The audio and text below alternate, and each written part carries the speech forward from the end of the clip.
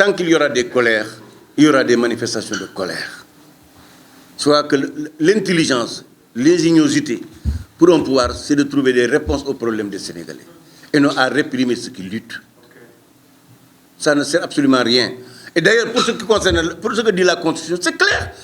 Quand le président décrète l'état d'urgence, pendant 12 jours, s'il estime qu'il doit confirmer cet état d'urgence par l'Assemblée nationale, il envoie un projet de loi. Et même par procédure d'urgence, les peuples peuvent l'adopter. Donc, qu'est-ce qui pousse le président à vouloir se donner encore ce poids? Mais ce qui est le plus dangereux, c'est qu'il y a des risques même qu'un sous-préfet puisse décréter un état d'urgence dans sa sous-préfecture. Ce sera inacceptable. Le sous-préfet dans son département. Et d'ailleurs, quel est le risque que nous allons courir? Que le préfet de Dakar décrète l'état de siège, par exemple. Mais toutes les télévisions et radios ne vont plus fonctionner. Parce que nous serons dans un régime pratiquement militaire. Non, nous avons vécu 60 ans, bon an, mal an, de démocratie et de république. Je crois que le président l'applique. Sa mission, en tout cas, ce que moi j'attends de lui, c'est qu'il consolide la démocratie sénégalaise. C'est qu'il consolide l'état de droit démocratique du Sénégal. C'est qu'il doit permettre à l'Assemblée nationale de remplir correctement sa mission. C'est qu'il permette au pouvoir judiciaire de jouer son rôle et à l'exécutif aussi de faire sa partition.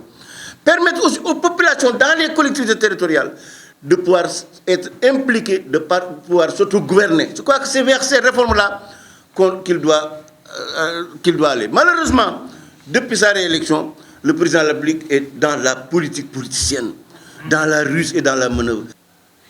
Si on ne règle pas ça, on va vers la désobéissance civile. Je rappelle également que dans le Front multilutte Doïna, il y a des collectifs qui se battent pour des infrastructures.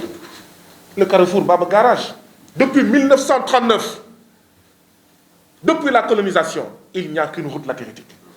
C'est-à-dire que pour eux, avant indépendance égale après indépendance.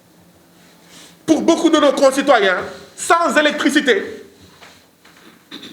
depuis que Dieu a créé la terre, avant indépendance égale après indépendance. Si on ne règle pas ces questions-là, nous allons vers la désobéissance civile. Et aucune réforme de l'état de siège ou de l'état d'urgence dans ce pays-là n'empêchera aux citoyens sénégalais de sortir pour réclamer leurs droits, pour exiger que leurs revendications soient satisfaites, soient sérieusement prises en charge. Ça ne peut pas continuer. Ça ne peut pas durer. Et donc, c'est pour tout cela que, à l'époque, nous avions rencontré ici M. Barthélémy Diaz sur la question de Terme Sud. C'est pour toutes ces raisons que nous avons écrit aux différents ministres et nous allons continuer à les écrire.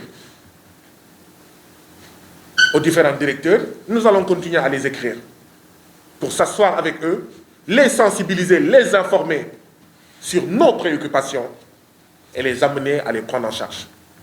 C'est de la même manière que nous sommes aujourd'hui assis avec notre compatriote, notre cher compatriote Moustapha Diakhaté. Et dans les jours et heures à venir, vous nous verrez également avec d'autres de nos compatriotes avec un seul objectif: rendre visibles et audibles les préoccupations des Sénégalais, les vraies préoccupations des Sénégalais.